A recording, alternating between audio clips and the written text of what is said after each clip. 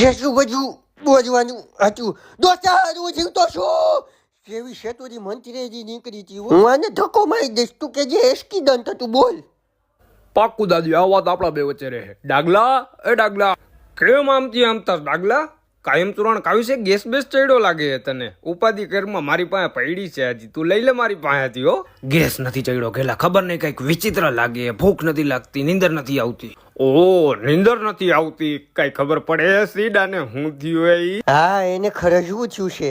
અરે મારા હાર્ડવેદ એવું નથી થયું એને ભૂખ નથી લાગતી નીંદર નથી આવતી.